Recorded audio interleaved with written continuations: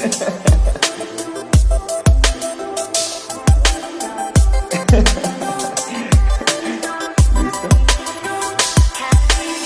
pues digamos que yo lo que voy a hacer es que si yo veo que no hay muchas preguntas,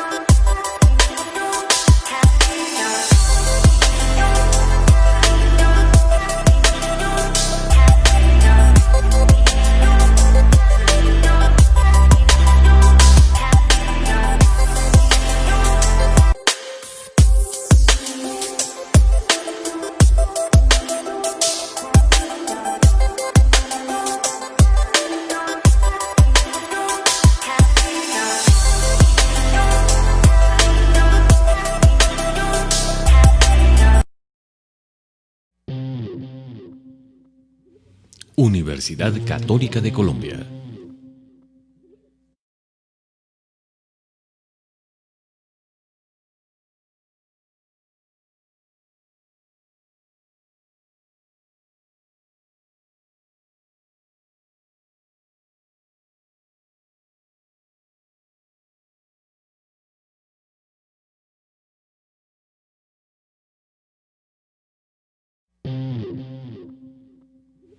Universidad Católica de Colombia.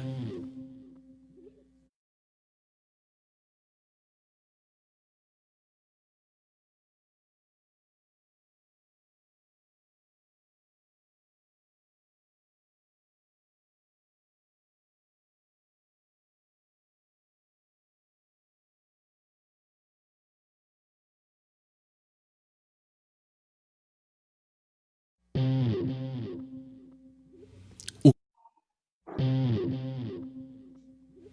Universidad Católica de Colombia.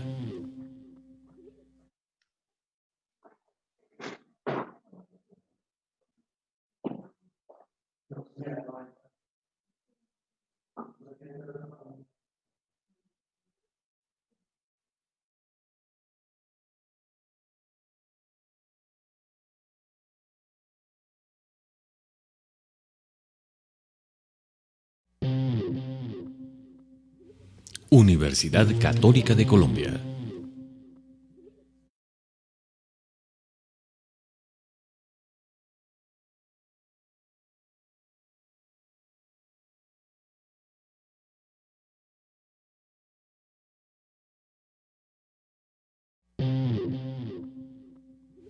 Universidad Católica de Colombia.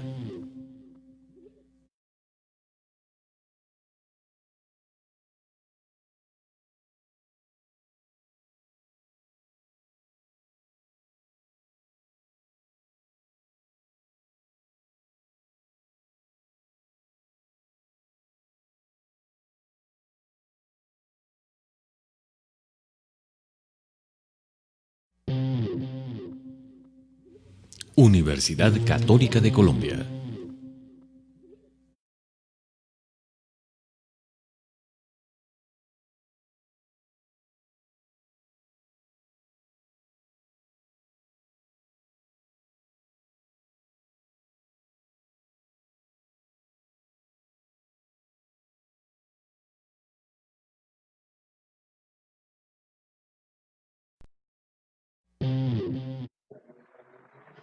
Bien, buenos días para todos, para todas.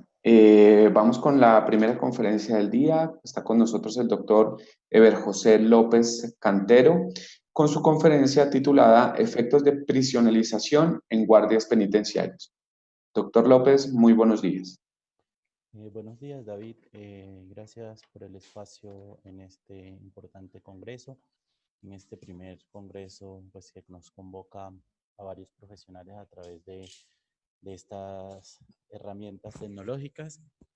Eh, el día, el día de hoy, pues, compartirles algo del trabajo que he venido realizando durante los 2 últimos años, mirando un tema que casi no es estudiado en esta población, porque por lo general el tema de los efectos de prisionalización se ha estudiado en la población privada de la libertad, es decir, en los internos, más no en quienes conviven en este mismo contexto, pero diferentes estudios y diferentes aspectos también han ido señalando que hay algunas consecuencias derivadas de ese proceso. Eh, Como ya David ha hecho la presentación, José López Cantero, yo soy psicólogo egresado de la Universidad Nacional de Colombia. En la actualidad estoy realizando mi doctorado en psicología, tengo una maestría en Derecho con profundización en Sociología y Política Criminal, también de la Universidad Nacional de Colombia, bueno, con una experiencia de trabajo en la academia, en la docencia, en la Universidad Nacional de Colombia, en la Universidad de los Andes, la Universidad Católica, pues que ha sido mi casa durante los últimos años, y en la Universidad del Bosque también en pregrado, en la Universidad Católica en pregrado y posgrados. Bueno, entremos un poco en materia de los efectos de prisionalización. Para ello, he colocado como unos antecedentes que justifican el por qué pensarnos los efectos de prisionalización, no solo en la población privada de la libertad, sino en los demás actores que conviven en el sistema penitenciario también. Eh, pues como se puede evidenciar en los estudios acá de BAES que estoy relacionando, este tema ha sido más estudiado en población privada de la libertad, diciendo que precisamente el estar en estas instalaciones y convivir con temas subculturales diferentes a los que cotidianamente tendríamos en libertad, genera unas condiciones particulares y genera que las personas que conviven en ese entorno adopten también unas condiciones particulares y unas características de comportamiento eh, adaptadas a ese contexto. Eh, Uno de los grandes problemas que afronta nuestro sistema penitenciario, en el caso colombiano, es el tema de la densidad poblacional, o algunos le han denominado hacinamiento, pues otros hablan precisamente, para no ponerlo en términos negativos, el tema de la densidad poblacional, que en la mayoría de los establecimientos supera la capacidad que estos establecimientos tienen, la capacidad que nuestro sistema penitenciario tiene para albergar a las personas, lo cual también deriva en unos problemas de salud.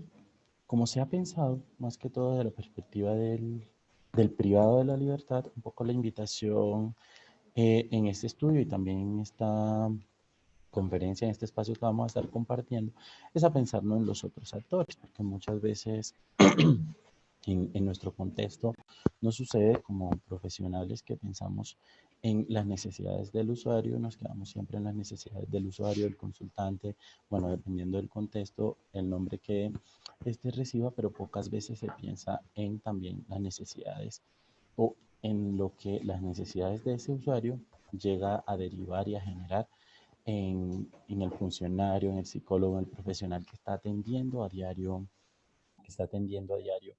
a diversas poblaciones. Pues hemos tenido avances en esta materia. La resolución 2646 de 2008, por ejemplo, establece disposiciones al respecto de pensarnos ya no solo en la salud mental de la población a la que nosotros atendemos, sino también en la salud mental de nosotros como los cuidadores, como las personas que estamos ahí atendiendo, realizando. Claro, la resolución habla de la identificación, evaluación, prevención y monitoreo permanente de factores de riesgo psicosocial en el contexto laboral. No es solo referida a los profesionales del área de la salud o en nuestro caso las disciplinas sociales o humanas, sino en general de las diferentes organizaciones en las cuales laboramos cotidianamente. Eh, para estos fines, el Ministerio de Protección, pues un año después, entre 2009 y 2010, realizó un estudio pues, que apuntaba precisamente a diseñar una batería de instrumentos que permitiera evaluar cuál era el riesgo al que estaban expuestos, al que estamos expuestos los trabajadores en los diferentes contextos. Pero como pues, lo señalaba, se queda ahí en el nivel general y un poco la investigación pues trata de puntualizar a un nivel específico en unas condiciones particulares cuáles son, digamos, esas características que podrían adoptar o esas afectaciones que se podrían generar en la población. Aquí en el marco de la justificación, pues no, para no colocar todo lo que se abordó a partir de la investigación, pues sí colocamos una referencia a los procesos, al número de investigaciones, procesos que se llevaban contra o bueno, hacia funcionarios de la Guardia Penitenciaria entre el año 2011 y 2014, mostrando pues que no es que exista una tendencia a un a un aumento, pero que sí es muy crítico que en un periodo de 4 años tengamos 8.620 funcionarios de la Guardia investigados y digamos que hay, o con procesos abiertos, no estamos diciendo que estos procesos hayan concluido en alguna sanción, algún tipo de particular de medida, pero sí que sean, los procesos que se desarrollaban era un número elevado pues para comparado con el grueso de funcionarios que conforman el sistema penitenciario.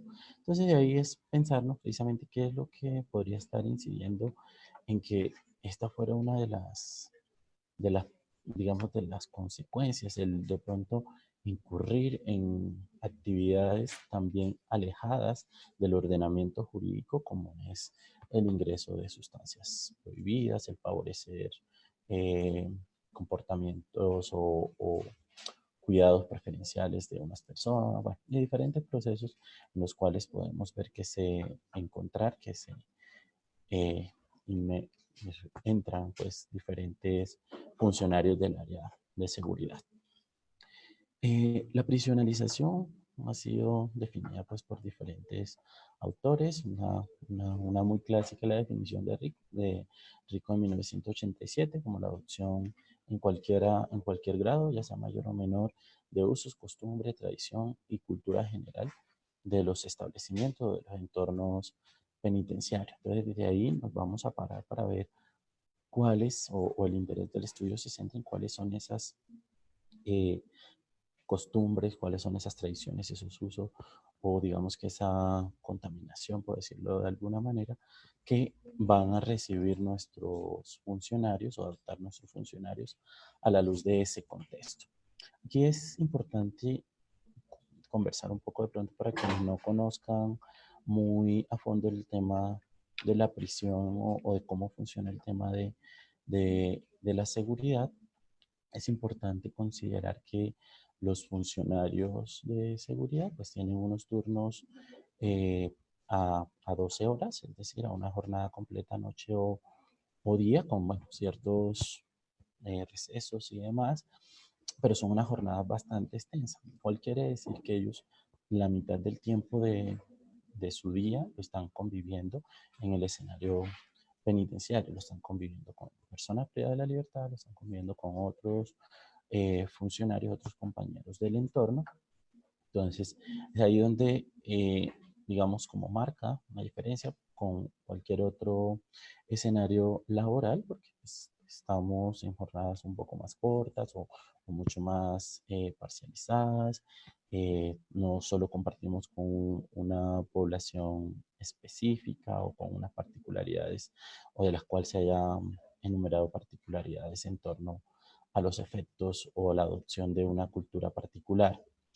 Tenemos en el 2007 también una definición de Tapia, Salas y Solórzano, quienes se refieren a los efectos de prisionalización nuevamente en los condenados, que es la población que mayormente ha sido estudiada, pero acá quiero señalar el tema de la adopción de códigos morales diferentes.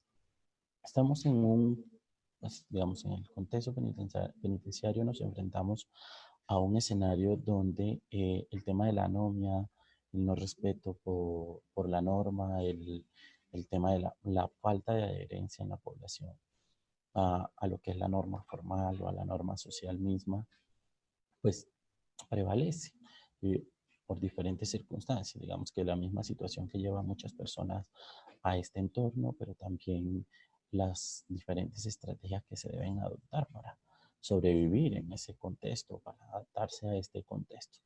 Entonces, digamos que esta adopción de unos códigos morales nuevos o unos códigos morales diferentes o asociados más a la vida en el contexto penitenciario, o llevan a diferentes autores a hablar de una subcultura carcelaria.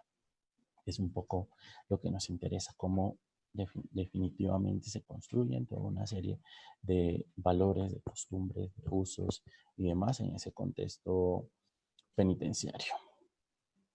Y ya la definición de Echeverry en 2010, que ha sido de hecho de los estudios o de los investigadores más citados en el tema de efectos de prisionalización, pues habla del individuo, no solo habla del contexto, no solo habla de la subcultura que se genera en torno al relacionamiento con pares y con los demás actores del sistema, sino habla las consecuencias que esto tiene en el individuo como resultado directo de su estancia en la prisión. En este caso, por el resultado directo de el tiempo de permanencia en prisión y las necesidades propias o las demandas propias del trabajo. Acá vamos a ver diferentes aspectos, como el estar en una prisión, el pasar la mitad del tiempo de su vida, de su día, eh, en prisión puede llegar a afectar diferentes aspectos. ¿Cuáles son las consecuencias que pueden derivar de este entorno en el proyecto de vida? Por poner algún ejemplo, entonces el verse inmersos en conductas de tipo delictivo que cambian totalmente el proyecto de vida de cualquier persona en función de, tienen que por lo menos verse y dedicar recursos y tiempo a un proceso. Está el tema de ausencia de expectativa frente a lo que puede representar o no una carrera o una vida laboral, una vida profesional en el sistema penitenciario. Eh, a nivel, digamos, individual también podemos ver aspectos como ansiedad, el estado emocional, cómo va a variar, cómo va a verse afectado precisamente en el relacionamiento con ese otro, que es la persona privada de la libertad, que muchas veces ese relacionamiento está mediado por la creencia de que estas personas, por haber cometido un error, pues no se merecen nada, no se merecen las condiciones que se les pueden brindar y todo. Digo esto desde la perspectiva del funcionario en muchos casos. Se ha evidenciado en la investigación. Bueno, está el tema de sexualidad, masculinidades, cómo estos aspectos se pueden ver también inmersos en diferentes condiciones o características de esa subcultura carcelaria, temas de autoestima, de satisfacción personal, cómo me valoro, cómo me siento, pérdida de intimidad, pérdida de espacio personal, por diferentes circunstancias, desesperanza, despersonalización, diferentes aspectos que se van a ver. Este tema de la despersonalización quiero dedicarle un par de minutos en función de lo siguiente. Resulta que nosotros como profesionales o personas que trabajamos en las ciencias humanas o sociales, sean quienes tienen que estar en constante contacto con la población, como sean los funcionarios específicamente de seguridad, los guardias penitenciarios o nosotros los psicólogos o cualquier otro profesional de esta disciplina, pues debemos un poco no debemos nuestra función precisamente al ser de la persona, a las necesidades y demás. Pero en los estudios ha encontrado, y bueno, algo que también vamos a ver más adelante cómo está presente en esta investigación, se ha encontrado cómo se llega a generar precisamente a mirar a ese otro simplemente como un objeto y no como un sujeto, como esa persona que requiere de mi atención, no como esa persona a la que le puedo brindar un apoyo, un soporte, o la que estoy llamado a brindarle un servicio que es cuidar su integridad personal, sino que simplemente se ve como el objeto, digamos, que yo tengo aquí a disposición para diferentes circunstancias que ya también iremos viendo alrededor de la presentación. Pero ¿qué nos lleva un poco a esto?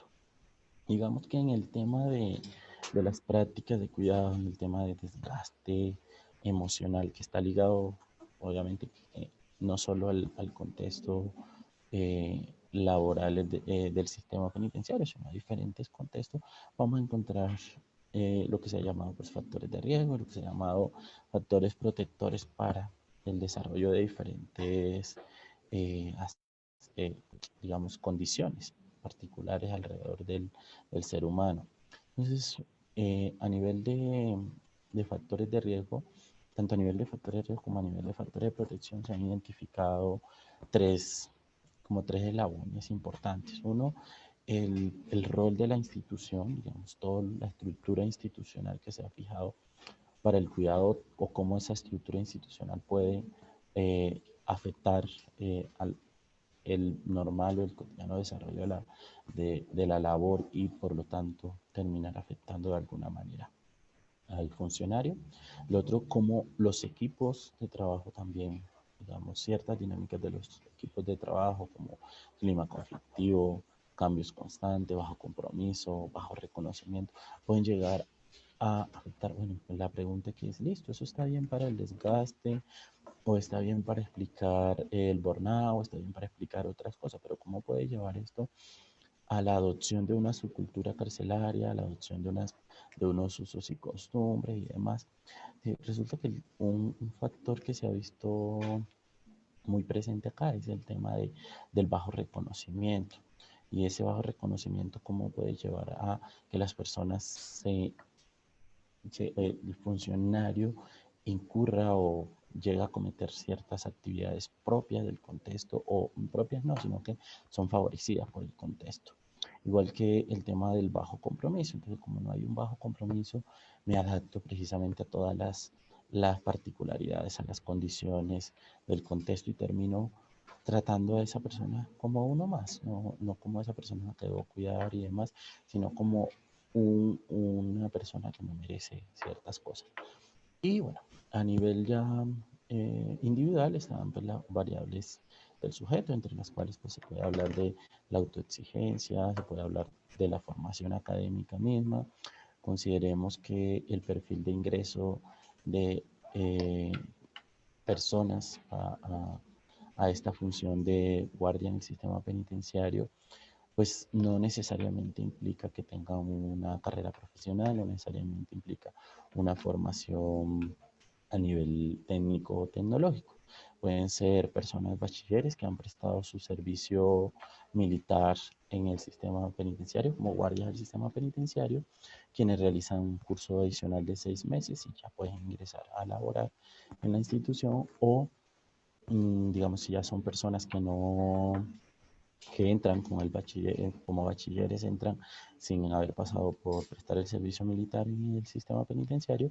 El ingreso pues se da después de un curso de formación de un año impartido por la misma escuela penitenciaria, donde diferentes investigaciones y también diferentes personas cercanas al trabajo en el contexto penitenciario han evidenciado la necesidad de formar en el tema humano, pues obviamente atendiendo la necesidad del tema de seguridad, que es donde el entrenamiento actualmente se está centrando mucho más.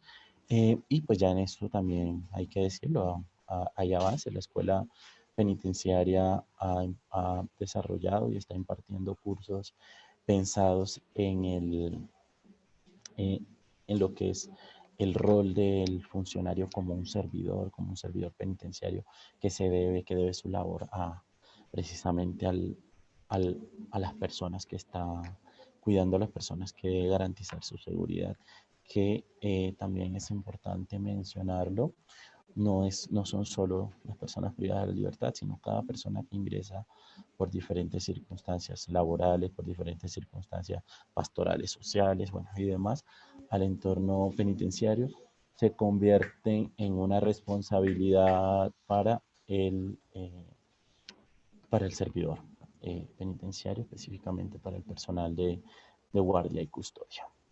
Algunos factores de riesgo que se han identificado a nivel institucional y que pueden incidir en este tema tanto del desgaste como en la generación de efectos secundarios en la persona y el asumir unas características particulares del entorno. Entonces, instituciones demasiado aisladas y cerradas, bueno, yo creo que este elemento es muy claro en el contexto penitenciarios. El tema de jerarquización es muy marcado, el tema del aislamiento, pues una vez usted ingresa a- al, al establecimiento penitenciario, prácticamente se debe todo a ese encierro. Incluso quienes no estamos ejerciendo allá, sino que por diferentes labores investigativas, en algún momento hemos tenido la oportunidad de trabajar e implementar alguna actividad con el sistema penitenciario, también sentimos eso, es una desconexión total, o sea, un aislamiento total al ingresar por condiciones propias de seguridad, lo cual no estamos señalando como en la investigación como negativo, sino que estamos diciendo que es un factor que lleva o que influye en esta generación. Escasez de recursos materiales técnicos, cambio de personal, escasez de personal, bueno, acá un poco la rotación del personal, el cambio constante de personal está más en función de la rotación, el cambio de establecimientos y demás, y la escasez de personal también es algo que ha sido muy señalado desde diferentes investigaciones o desde las mismas instancias y directivas del sistema penitenciario. Sobrecarga de trabajo, tanto a nivel físico como a nivel mental,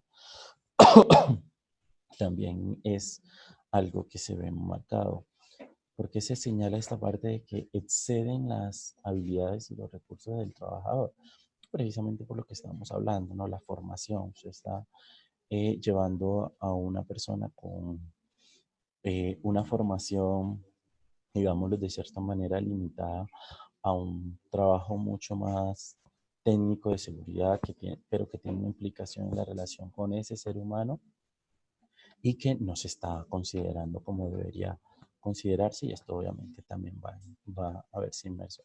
Jornadas laborales largas, creo que también ya lo he señalado, bueno, el tema de contrato a término indefinido, baja remuneración o salario, pese a que por otros, cuando se les pregunta a a personas cercanas al contexto, pero que no laboran en la institución, señalan que la remuneración que reciben los funcionarios de seguridad es adecuada, pues debido a las implicaciones y a la carga que tiene el mismo contexto, diferentes, un porcentaje del 65% en las investigaciones de la población participante, nos está señalando que no, digamos que ellos no sienten esa satisfacción con el tema de que realmente tiene, que el salario, la remuneración que se está recibiendo sea adecuada para todo lo que implica su trabajo. Bueno, el tema de estilos de liderazgo autoritario y vertical, eso también está muy presente.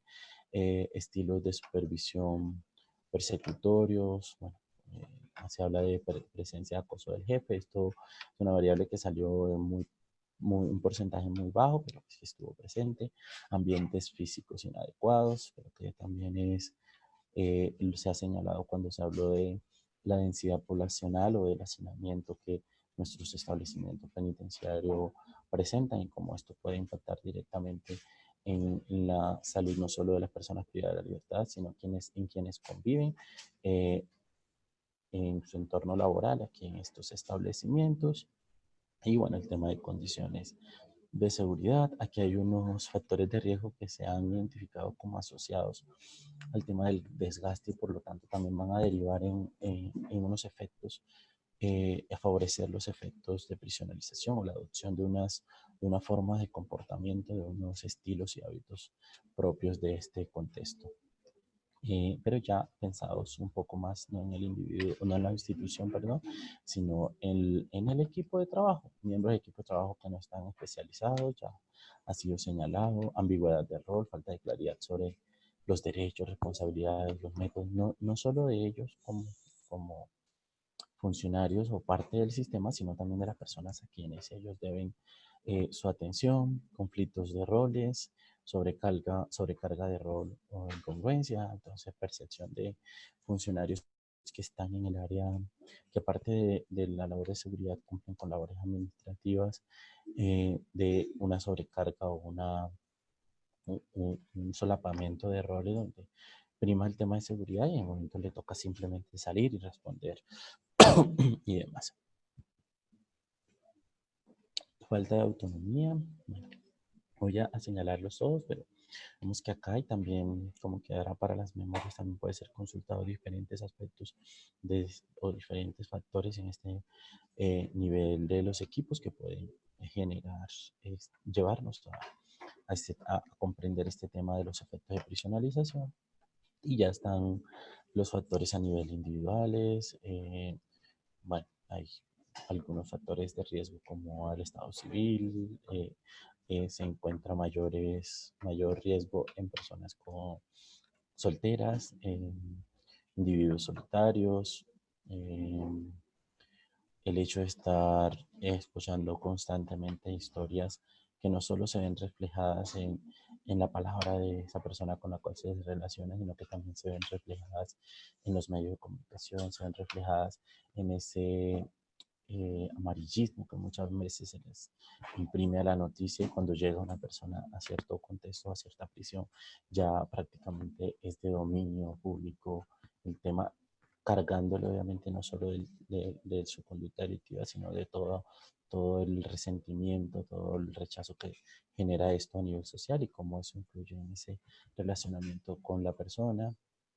Y pues, quiero señalar acá a nivel individual como importante el tema del conflicto trabajo-familia. Cuando hablamos de jornadas extensas, no solo para funcionarios de seguridad del INPEC, sino también para para nosotros en cualquier contexto donde estemos laboral.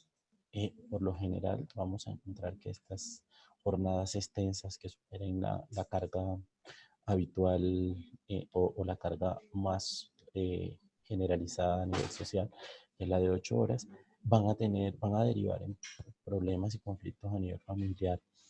¿Por qué? Pues el tiempo que se tiene para compartir en el escenario familiar muchas veces se utiliza para descansar solamente o el tema del agotamiento no permite, agotamiento físico no permite que uno esté en la capacidad para brindar a los hijos, a la pareja, o bueno, a diferentes eh, integrantes del contexto familiar, brindar el mismo soporte que quisiera uno brindar. Bueno, algunos de los características o los eh, aspectos psicológicos que se han identificado y como que influyen en el tema de la personalización, eh, de la prisionalización, el efecto de prisionalización por Echeverry 2010, son el tema de la personalización, que ya lo habíamos mencionado, entonces la pérdida de esa investidura de sujeto que debería tener el otro al cual se debe la función que se está prestando, el tema de ansiedad en estos contextos, o sea, se tiene que responder por la seguridad de muchas personas con un recurso más bien limitado, el tema de la pérdida de intimidad en función de esta, hay una exposición total a los usuarios a los cuales se está prestando y son personas que pues también tienen sus habilidades y sus recursos para, digamos, inmiscuirse en la vida del otro y tomar esa vida del otro incluso para usarla a su favor y conseguir cosas eh, en beneficio propio. Pues está el tema de autoestima, control sobre circunstancias personales, el tema de ausencia de metas. Si nosotros relacionamos este tema de ausencia de meta con el hecho de que son personas con una formación y también con una escasa edad, porque pues, cuando son bachilleres estamos hablando de personas obviamente mayores de 18 años, pero pues que no alcanzarán en promedio, por lo menos quienes ingresan, estoy hablando del perfil de ingreso, de los 23 años. Entonces también hay un proceso de madurez que está inmerso ahí en el relacionamiento con ese otro. Vamos a cuidar personas, vamos a tener poder sobre esas otras personas y demás aspectos, ¿no? El tema de la sexualidad y el tema de la sensación de desamparo institucional. Voy a pasar un poco estos aspectos, pero eh, quiero señalar que el tema de los reglamentos, el tema de las restricciones, la densidad poblacional, eh, esa subcultura a la que se está refiriendo precisamente en diferentes aproximaciones de efectos de prisionalización, van a marcar un tema, digamos, un, un factor importante a la hora de decir que se asume un nuevo comportamiento por parte de estas personas, por lo menos mientras está el entorno, dentro del entorno de la prisión.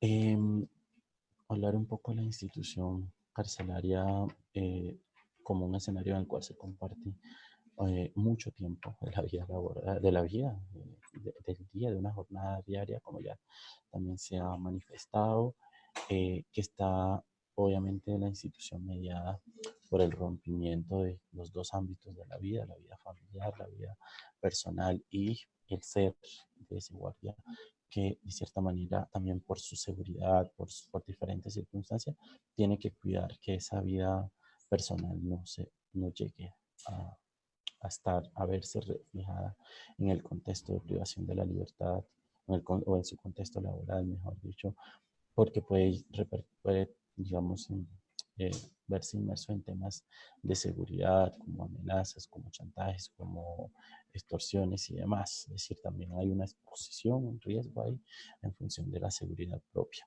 que los lleva pues a tener una separación muy marcada en eso de la vida que tengo acá en el contexto laboral y la vida que tengo una vez termino mi jornada y salgo de acá, un espacio de segregación, donde todos, digamos, se marca un tema de jerarquías y un tema de cada quien en su rol y cada quien es una persona privada de la libertad, por decirlo de una manera cordial y no frases que escucha uno cuando está abordando entrevistas con los funcionarios de seguridad. Y yo soy acá quien mando, yo soy quien tengo el poder, los regímenes estrictos en función de los roles, bueno, en función de diferentes aspectos. Eh, en el funcionario, entonces, ¿qué genera este entorno penitenciario? Vamos a encontrar tensión, la efecto de prisionalización, que es nuestro tema de interés, el estigma, una subcultura, o sea, la adopción de esa subcultura, el comportamiento a la luz de lo que va generando esa subcultura, el tema de la anomia, que es muy marcado, ya también lo he referido, es un contexto donde pues el respeto, la adherencia a la norma es total, digamos, un nivel muy bajo, no estoy diciendo que sea el 100%, pero es un nivel muy bajo ese respeto a la norma porque se construyen unos nuevos sistemas de regulación a nivel social y a nivel formal ahí en el contexto penitenciario, bueno, ambientes adversos, contaminados, congestionados y el tema de la educación. No me voy a quedar mucho en el marco legislativo, vamos a poder consultarlo también. Y aquí está, digamos, quizá el centro, el corazón de la investigación, porque no se quiso centrar simplemente, digamos, en los efectos de prisionalización, en lo que generaba en el guardia eh, todo el rol de la seguridad, el tener que responder por la seguridad, sino poder mirar la atención y cómo eh, esa tensión que se genera, una tensión que se genera en el rol de esa persona que debe mostrar autoridad, que debe brindar su vida personal, de que no sea expuesta en el contexto penitenciario, y la puesta en marcha de quién, a qué deben, precisamente a qué se debe el servidor. Entonces aparece este tema de la atención y el tema de la intervención como la función de la privación de la libertad, el tema de la resocialización y cómo a través de herramientas de atención no solo se busca mitigar los efectos y superar los daños e impactos de la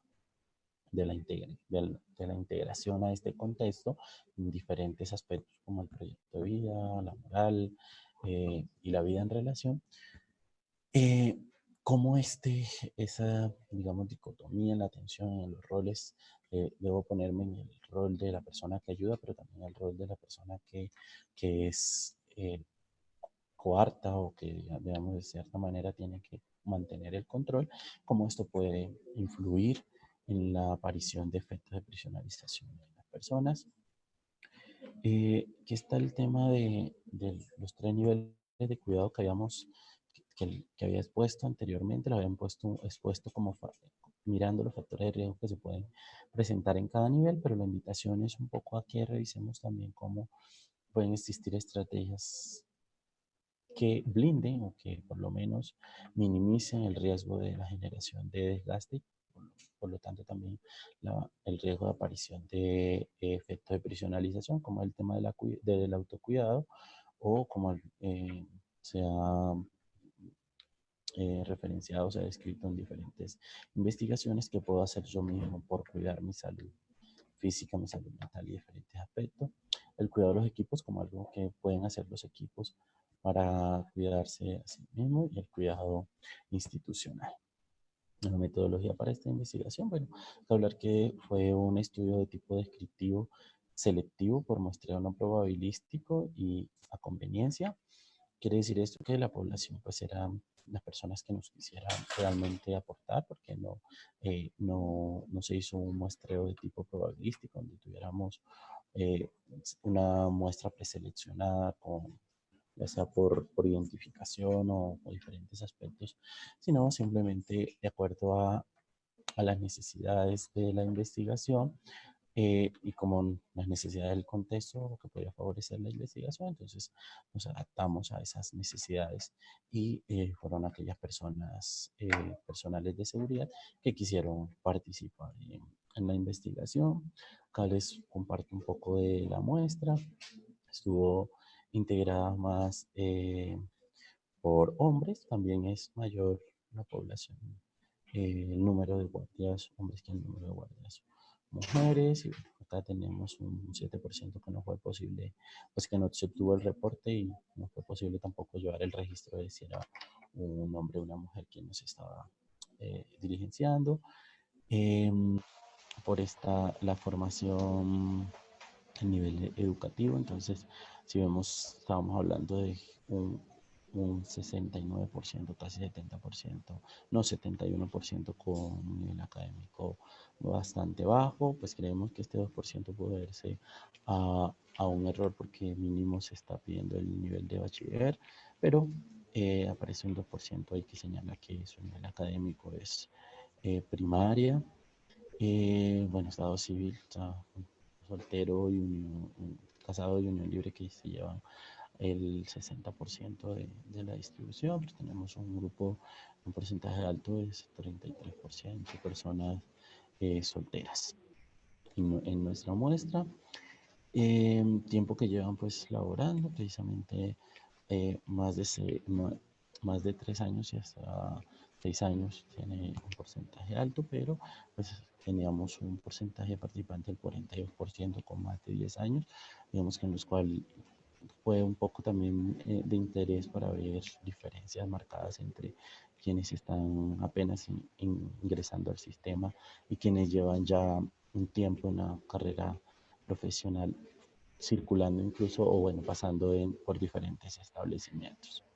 Algunos resultados que se encontraron ya para ir cerrando la presentación y dar espacio a preguntas que pudieran generar. El 49% del personal vive en una ciudad diferente a donde vive su núcleo familiar.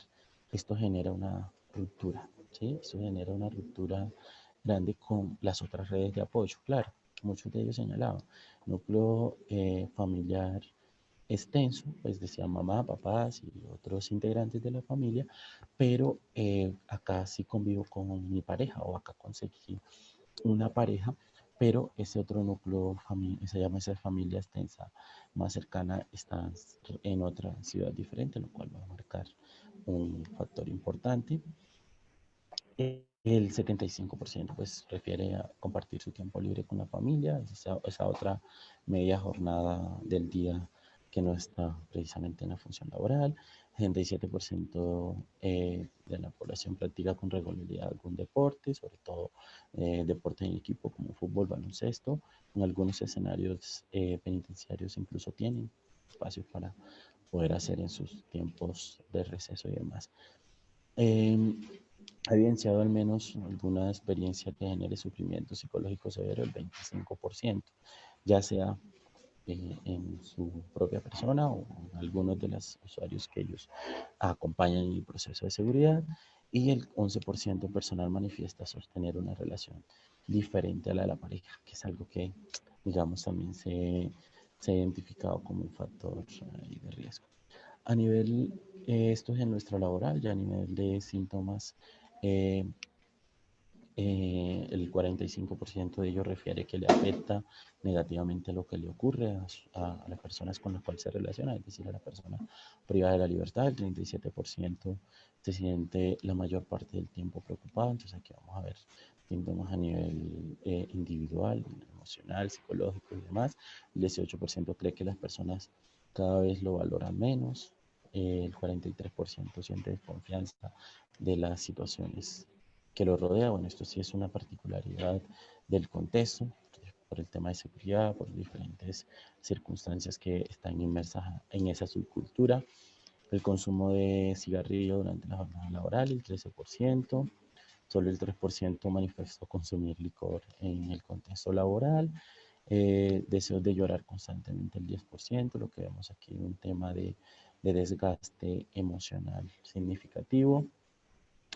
El reporte de presencia de acoso laboral solo el 37%, es mucho más mujeres, guardias mujeres, como ese reporte, y el 46%, 46,5% consume con frecuencia licor, no en el contexto laboral, por eso está diferenciado el 3% en el contexto específico laboral. Perdón, que esto se me pasa un poco. En la satisfacción con la tarea, el 53% afirma que su remuneración económica no es acorde a las funciones, era algo que también había señalado de entre los factores de riesgo. El 66% de los participantes ha percibido al menos una vez exceso de trabajo. Bueno, este sí es muy, muy marcado también. Y el 73% de los miembros de la institución, es decir, de los participantes, alguna vez han laborado horas adicionales a la jornada ya reportada. 27% ha reportado haber laborado siempre horas adicionales. Algunos resultados ya en el inventario de Maslow que también quisimos aplicarlo para ver cómo estaba el tema de agotamiento emocional, de personalización y demás. Bueno, en agotamiento emocional, el 18,5 una puntuación de 18,55, el 34% con un nivel bajo, 33% nivel medio y el 16% un nivel alto. Si nosotros sumamos este nivel medio, este nivel alto, pues tenemos ahí digamos, un tema importante que atender en el tema de agotamiento emocional, y yo creo que también los resultados y las variables que hemos ido analizando a lo largo de la presentación nos dan cuenta de eso. El tema de personalización también es significativo porque estamos hablando de un 40, ¿qué? De un 38 o 39% de los participantes con un nivel alto de personalización o un sumando nivel medio y nivel alto de despersonalización, lo cual pues tiene unas implicaciones en cómo se relacionan con las personas a las cuales deben su servicio. Y por último, ya en la escala de realización personal, pues puntuaron un, un nivel bajo, una 28,3, 39 un nivel medio y un nivel 18,1 un nivel alto. Pues acá lo que se busca es que las puntuaciones sean contrarias, entonces podemos ver una puntuación de 23,76%, un porcentaje de 23, perdón, un porcentaje de 28,3 con nivel bajo es algo significativo para los resultados. Esta, digamos, fue una aplicación o una información complementaria que quisiéramos tener para ver cómo estas puntuaciones en agotamiento emocional, de personalización y demás, podrían influir en la generación en la aparición de efectos derivados de la personalización. Y bueno, muchas gracias. Ahí tenemos un espacio ahora para preguntas que se hayan ido formulando. Entonces, escucho. Doctor, muchísimas gracias. Sí, hay una pregunta. Nelly Giovanna pregunta, ¿en guardias con mucho tiempo de trabajo se ha visto alguna evidencia de depresión, agresión hacia su familia o suicidio? Bueno, el tema del suicidio ha sido, digamos, sí ha aparecido. Hemos tenido casos registrados en Colombia en que el tema del suicidio ha sido o ideación o intento suicida. Entonces, es una variable que sí está ahí marcada. No podemos atribuirla única y exclusivamente al tema de la extensión de la jornada, como plantea Nelly la pregunta, porque pues son diferentes factores. Es un tema multifactorial ahí que nosotros podemos evidenciar. Temas de violencia y demás que estén documentados a nivel de esta investigación no fue posible, o sea, no indagamos sobre el tema de violencia hacia la familia o cómo estos factores podían reflejar, o estos efectos de la prisionalización se podían reflejar en la familia directamente, pero sí, digamos, ellos sí, los participantes referían ya a nivel de entrevista, eh, cómo, digamos, esto podía afectar grandemente, como sus cambios abruptos en el estado de ánimo, un momento sentirse muy bien, sentirse, y que pues al llegar o salir de ese contexto no tenían ganas de nada o sentían que eran muy volátiles a la hora de responder ante una mínima, ante un mínimo altercado, ya fuera con familia o amigos o alguien en la calle. Perfecto. Patricia pregunta, ¿se ha estudiado en esta población el efecto que tiene el estar enfrentado al conflicto de sus principios y valores con lo que se evidencia en el contexto laboral? Bueno, hay un tema importante, hay un trabajo, espero no estar errado en esto, pero hay un tema de desarrollo moral que se ha estudiado, pero creo que se ha estudiado más con población privada de la libertad que con funcionarios. O sea, no tendría conocimiento de ese tema específico de si se ha estudiado como esa dicotomía. En el estudio tampoco o digamos como ese conflicto entre el valor ético o aquella formación individual y todo lo que lleva a la persona y las implicaciones que tiene estar en este contexto. Pero, digamos, la referencia no fue una variable que se incluyera así, pero algunas referencias específicas siempre estaban dadas hacia la negación. O sea, yo me vi inmerso en un proceso, pero pues yo no hice eso, o yo lo hice porque la seguridad de mi familia estaba en riesgo o diferentes circunstancias. Entonces sí se ve como ese conflicto ahí entre el tema de valores, ética y demás, y el trabajo, pues son lo que implica el contexto, muchas de las cosas que implica el contexto, porque tampoco es generar una justificación frente a que eso tengan que hacerse, que tenga que hacerse de esa manera, ni mucho menos. Bueno, doctor, pues muchísimas gracias por su tiempo. Creo que es un tema que nos abre bastantes inquietudes frente al devenir de esta parte tan importante en un país como el nuestro, donde todos los días las cifras son más altas, ¿no? En cuanto a temas de privados de la libertad. Bueno, David, muchísimas gracias. También muchísimas gracias a las personas que pues, se conectaron para escuchar esta presentación, esta intervención y bueno, nos veremos por ahí en alguna otra ocasión y además también grato saber que estamos utilizando todas las herramientas posibles para llevar y compartir nuestros resultados de investigación. Gracias. Doctor, muchísimas gracias y ha sido para nosotros un gusto tenerlo en el Congreso. Que esté muy bien. Gracias, David. Bueno, igualmente. Bienvenidos al primer Congreso Internacional de Psicología Online. Psicología para Todos 2019. Más de 50 conferencistas, 6 países invitados, Colombia como anfitrión. Conferencias con transmisión simultánea en lengua de señas y 100% online. La salud es un estado de bienestar físico, mental y social, y no solamente la ausencia de afecciones o enfermedades.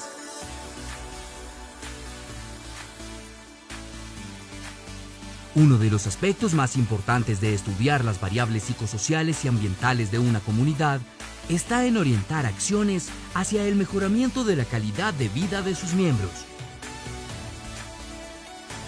¿Qué sucede en la mente de un comprador?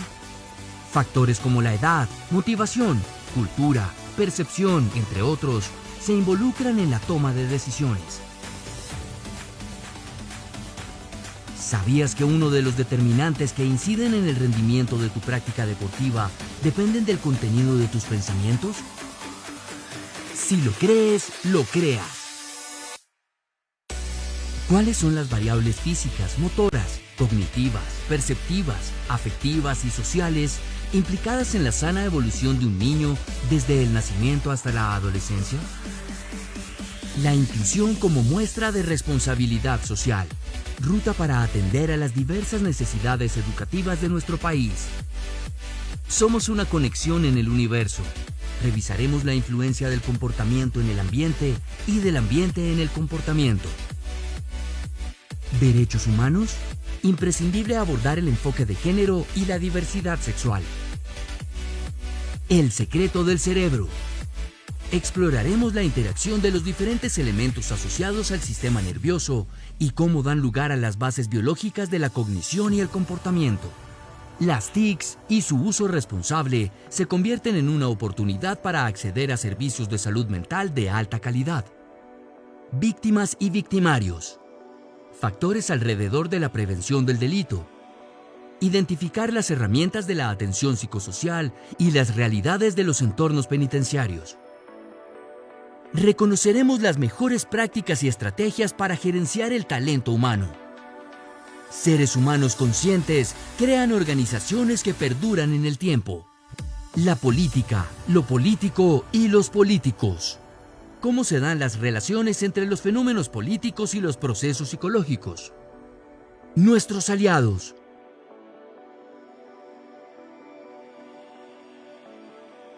Organiza Conexiones Consultorías. Partner académico Universidad del Bosque, con el aval de ASCOFAPSI y Universidad Católica de Colombia. Bienvenidos al primer Congreso Internacional de Psicología Online. Psicología para Todos 2019. Más de 50 conferencistas, 6 países invitados, Colombia como anfitrión. Conferencias con transmisión simultánea en lengua de señas y 100% online. La salud es un estado de bienestar físico, mental y social, y no solamente la ausencia de afecciones o enfermedades.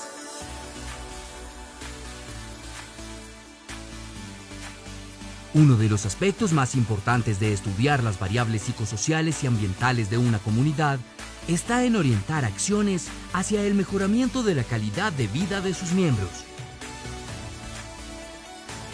¿Qué sucede en la mente de un comprador? Factores como la edad, motivación, cultura, percepción, entre otros, se involucran en la toma de decisiones. ¿Sabías que uno de los determinantes que inciden en el rendimiento de tu práctica deportiva dependen del contenido de tus pensamientos? Si lo crees, lo creas. ¿Cuáles son las variables físicas, motoras, cognitivas, perceptivas, afectivas y sociales implicadas en la sana evolución de un niño desde el nacimiento hasta la adolescencia? La inclusión como muestra de responsabilidad social, ruta para atender a las diversas necesidades educativas de nuestro país. Somos una conexión en el universo. Revisaremos la influencia del comportamiento en el ambiente y del ambiente en el comportamiento. ¿Derechos humanos? Imprescindible abordar el enfoque de género y la diversidad sexual. El secreto del cerebro. Exploraremos la interacción de los diferentes elementos asociados al sistema nervioso y cómo dan lugar a las bases biológicas de la cognición y el comportamiento. Las TICs y su uso responsable se convierten en una oportunidad para acceder a servicios de salud mental de alta calidad. Víctimas y victimarios. Factores alrededor de la prevención del delito. Identificar las herramientas de la atención psicosocial y las realidades de los entornos penitenciarios. Reconoceremos las mejores prácticas y estrategias para gerenciar el talento humano. Seres humanos conscientes crean organizaciones que perduran en el tiempo. La política, lo político y los políticos. ¿Cómo se dan las relaciones entre los fenómenos políticos y los procesos psicológicos? Nuestros aliados.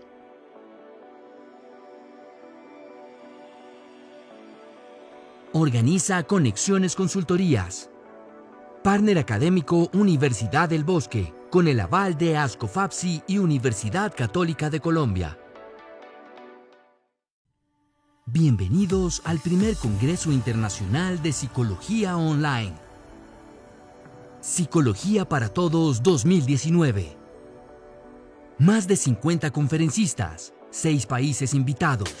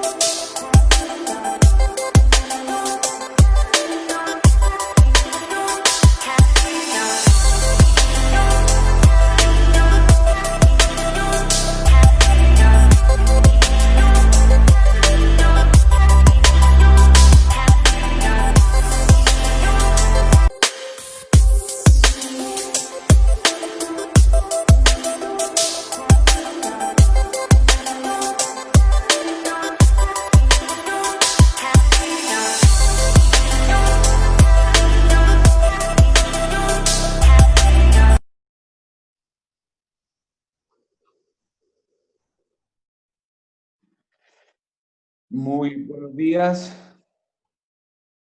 Seguimos con nuestra siguiente conferencia del día. Estamos con la doctora Clemencia de la Espriella y ella va a trabajar con nosotros la exposición de el trauma psicológico y sus consecuencias para la vida sana y el bienestar psicológico. Doctora Clemencia de la Espriella, es un gusto tenerla en este congreso y el tiempo es todo suyo. Gracias, muy amable. Buenos días para todos los que me están escuchando. Muchas gracias por asistir acá.